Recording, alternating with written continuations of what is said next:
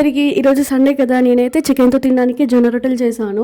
And మేము బంజారా కదా, so ఎక్కువ జొన్న రొట్టెలే ప్రిఫర్ చేస్తాము. అండ్ నాకు అంత ప్రాపర్గా అయితే చేయడానికి రాదు. ఇలా చేశాను, ప్రాసెస్ చూద్దాము. ఫస్ట్ కొంచెం వాటర్ తీసుకొని చాలాసేపు ఉడకబెట్టాలి. ఉడకబెట్టి పిండిలో కలిపేసి మంచిగా మిక్స్ చేసుకోవాలి. పిండి అంతా గట్టిగా అలా ఒత్తి పెట్టుకోవాలి ఒక సైడ్కి. అయితే పిండి చల్లగా అవ్వదు. ఒకవేళ పిండి చల్లగా అయితే మాత్రం జొన్న రొట్టెలు మంచిగా రావు, అంతా చినిగిపోతాయి. సో ఇంకొంచెం కొంచెం పిండి తీసుకొని మంచిగా వాటర్ పోసుకుంటూ మంచిగా కలుపుకోవాలి.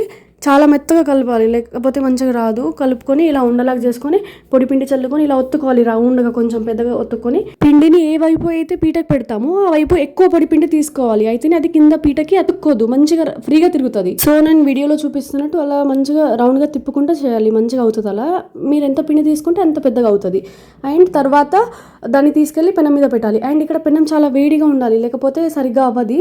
అలా మంచిగా ఒక సైడ్ కాలినాక మళ్ళీ తీయాలి. ఇక్కడ చూసారా, ఇలా పగిలిపోతుంది నా రొట్టె. ఎందుకో మీకు తెలిస్తే కమెంట్ చేయండి అండ్ చెప్పండి.